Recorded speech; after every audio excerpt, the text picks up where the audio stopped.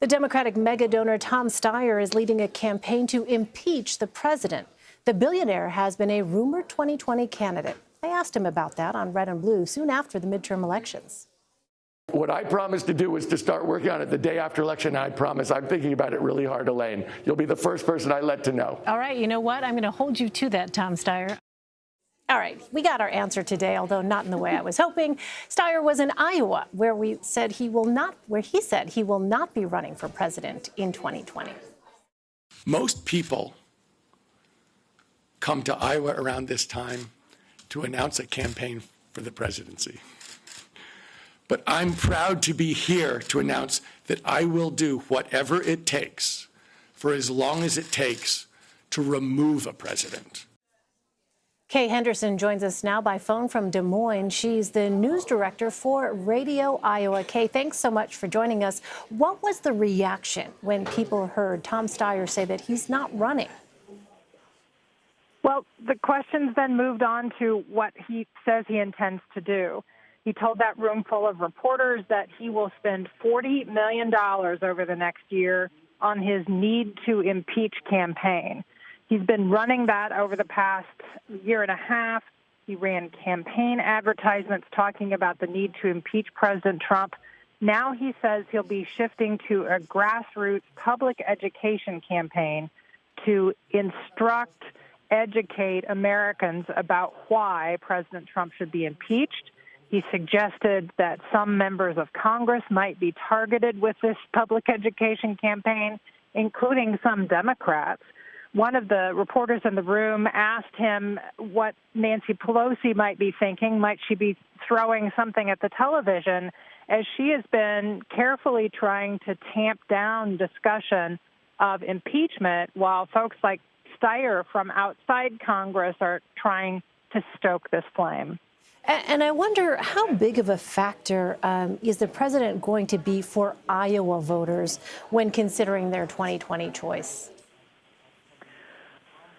Obviously, the president will be on the ballot if Tom Steyer and his folks are not successful in their impeachment efforts. The Republican Party of Iowa will be holding caucuses on February 3rd, 2020. They have said any Republican challenger who wishes to come to Iowa and campaign against the president is welcome to come.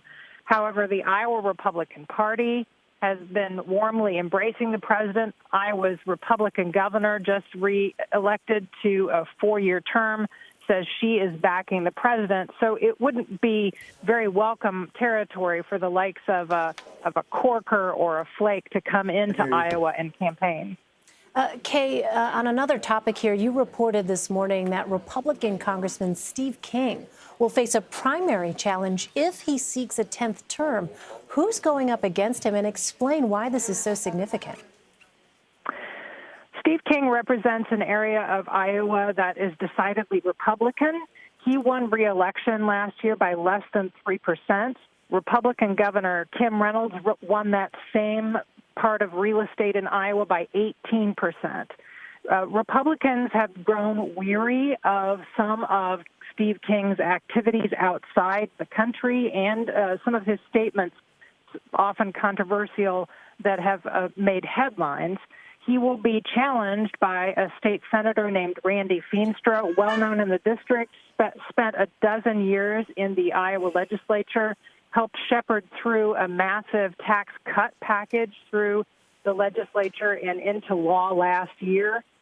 He sent out sort of a blistering, right off the bat statement calling King caustic, someone who is more interested in sideshows than serving the people of the district. King this afternoon has issued a rebuttal that is also very striking.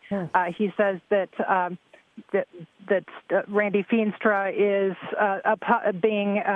the establishment puppeteers have encouraged him to run, and that he will offer voters nothing more than liberal talking points. Shaping up to be a fascinating dynamic already. Kay Henderson. Kay, thank you so much. Thank you. Joining me now for more on the 2020 Democratic field is Democratic strategist Antoine Seawright. Antoine, great to see you again. Good to see you. Let's start with Tom Steyer. He says he's not running. Do you think that was the right move given this current climate for Democrats? So a couple of things. One, thank you to Tom Steyer for participating in grassroots democracy, because I think that is what he has done over the past several months. And I think based on his conversation today in Iowa, that's what he will continue to do. And Elaine, I've said this on a number of occasions. There will be a lot of people who will flirt with the idea of running for the higher office, but not a lot of people will take the serious steps to date. And I think Tom has flirted with the idea. Oh, yes, he has. I think he has done his research, his team, a well put together organization, but everyone's not fit to run for the office. You know, it takes many parts to make the Democratic car run, whether it's tires, whether it's a windshield wipers, and every part is significant to make sure this Democratic car runs efficiently. And I think his role and his engagement from a grassroots standpoint will be very helpful and effective as we shape what our party and our nominee will look like. And keep in mind, the list that he's building and the excitement he was building, when you put that together with whoever our nominee will be in their message, we will have a well-oiled machine to take on the Republican Party led by Donald Trump. But, you know, he's a billionaire. Is there appeal in having a self-funded campaign at this particular time? And we know lots and lots of money is going to be spent here. Now, there's an appeal to have people who are willing to help build our party and strengthen our party. And I think he's going to do that in his own way. And he's only going to be in addition to what you will have from the DNC, the DGA, the DLCC, all the other committees that will have candidates on the ballot. And so I'm excited. This to me was very exciting. And he's built a well-oiled machine within his own little organization that's going to help in 2020. So I imagine this is probably welcome news for fellow billionaire Michael Bloomberg as he weighs the 2020 bid, to have kind of that off the list. Well, I think that once again, there's one individual who is flirting with the idea of running. But here's what's going to be the ultimate decision maker for a lot of these candidates. What does early polling say? Polling indicate to them and their team. Can they put together the infrastructure of an organization, not just in one state where they're popular, but across the spectrum? How well they will do in South Carolina, where the real battleground will be. 60% of the vote will be African American. It will be the first state in which you will have to really, I think the real test will be what kind of organization you have, because it will be a combination of a high-tech and high-touch campaign effort. And then that will be the real test for many of these candidates. And I think by the time you get to South Carolina, you'll see who will be really in the game and who's not.